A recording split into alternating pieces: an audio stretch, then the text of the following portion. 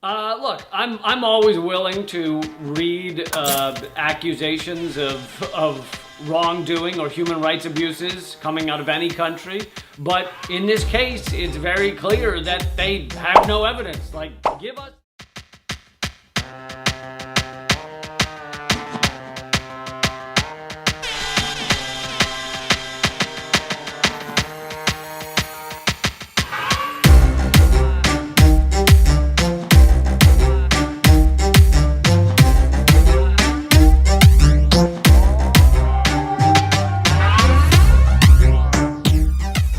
The US State Department has said it's a mistake for the United Nations human rights chief to visit China amid concerns that the Chinese will not allow proper scrutiny of the state of human rights in the country.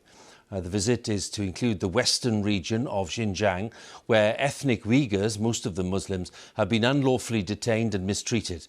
A huge collection of data, including images linked to China's mistreatment of Uyghurs and other minorities, has been handed to the BBC. Now, the information was hacked from police computers, and it includes evidence of a shoot-to-kill policy for anyone trying to escape.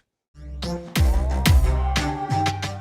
one, not some, but every single provision in the United Nations Genocide Convention violated by the Chinese government's treatment of Uyghurs and other Muslim minorities in Xinjiang. A Japanese defense intelligence official has told the BBC his country's armed forces would be prepared to shoot down any Chinese spy balloons spotted over Japan's territory in the future. It follows a BBC Panorama investigation that discovered evidence of one suspected surveillance balloon travelling over Japan in 2021. Take a listen to what the president had to say. On Wednesday, when I was briefed on the balloon, I ordered the Pentagon to shoot it down on Wednesday as soon as possible. Is the clock running out on TikTok? It could be for federal government employees after Congress included a ban on the app on all U.S. government devices in the latest spending bill, joining a wave of U.S. governors who have done the same for their state employees. They're worried about the popular app's ties to the Chinese government.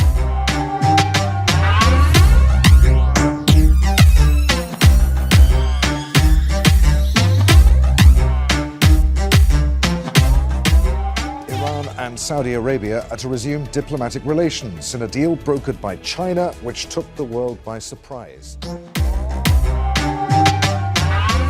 We begin today's show looking at a new agreement between Iran and Saudi Arabia to reestablish diplomatic relations after a 7-year rift. The deal was reached after 4 days of secret talks in Beijing in a sign of China's growing diplomatic power in the Middle East. As part of the deal, Iran and Saudi Arabia have agreed to reopen their embassies within 2 months. China's top diplomat Wang Yi called the agreement a victory for peace. I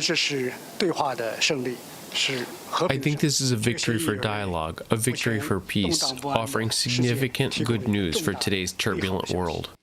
UN Secretary General Antonio Guterres praised the deal, saying, quote, good neighborly relations between Iran and Saudi Arabia are essential for the stability of the Gulf region.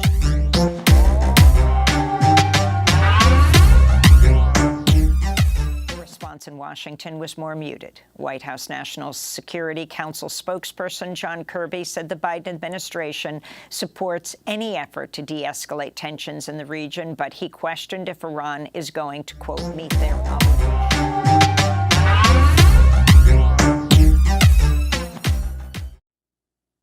Well, the Chinese were able to play this role for a couple of very simple reasons. First of all, they actually have excellent relations with both the Iranians and the Saudis.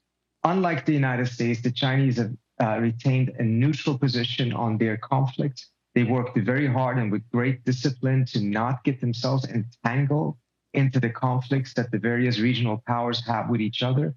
And as a result, have been in this position to be able to play this role. It's also noteworthy that China had this diplomatic influence without having a single military base in the region, without being the main arms provider of any of these countries, or without providing any security guarantees to any of these countries. which is usually the American model for mediation, which we're seeing less and less of. If this then now means that the Chinese are going to play a greater role beyond this issue, then that would without a doubt be a very, very important development. And there's signs that that is the Chinese ambition. It is not just a normalization deal. The Chinese want to hold a summit between Iran and the GCC countries, the Arab states of the Persian Gulf, in Beijing later this year. This could be the first steps towards a fundamental different security architecture.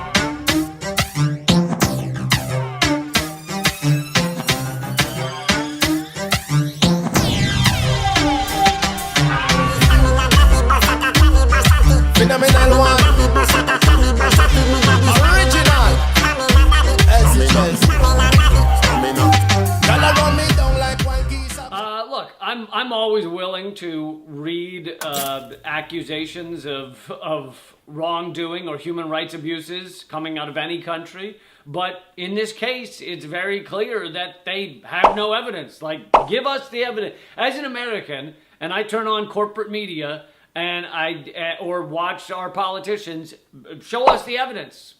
And they can't show anything. Every report they've given out about, they claim it's a genocide. Every report they've given out about this has come from basically one researcher, one guy, an evangelical in Germany, who says he's on a mission from God to destroy China. He's the one that is making up this stuff. And it's like, look, show us some proof. But on top of that, it's just ridiculous right now for the United States to decide that we need to be attacking other countries. This is not, we need to, like I said earlier, we need to work together. Nations need to join together using diplomacy and cooperation in order to deal with global problems.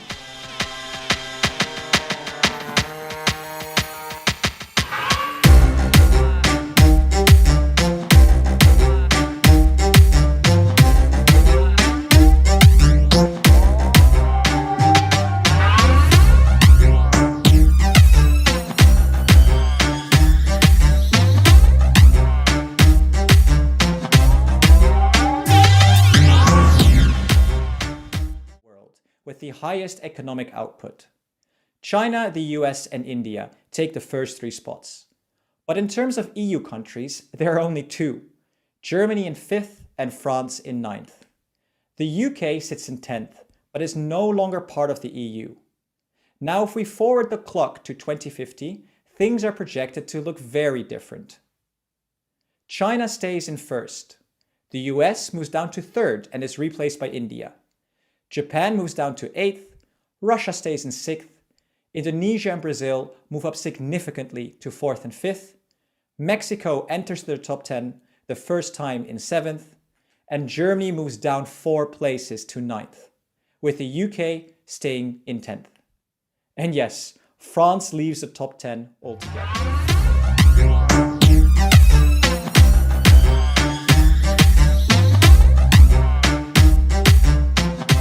Things become even more apparent when we look at the actual numbers, as China, the number 1, will have a GDP that is almost 10 times as large as the German one.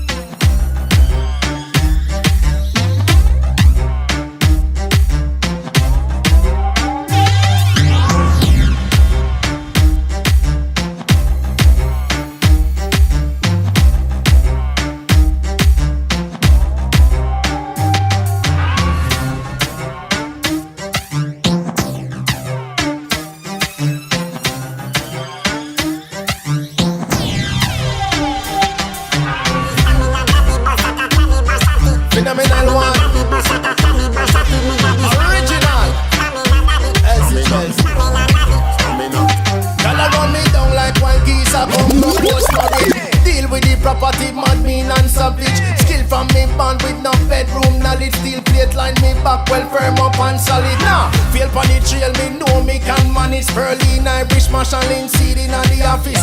Top tier thing after a stand and baggage. Straight like a run up, man and rabbit. Oi, the request the best so them a get the more. Now settle for the less, I and I settle the score. She run a physical and she still waiting for 4. She said she have a problem and I'm on the cure. Push up, sit ups, jumping jacks on the floor. Cayenne pepper and garlic when the lion just a roar. Tougher than steel from the hardware store. She feel explosion when she never get the torque. Rasta.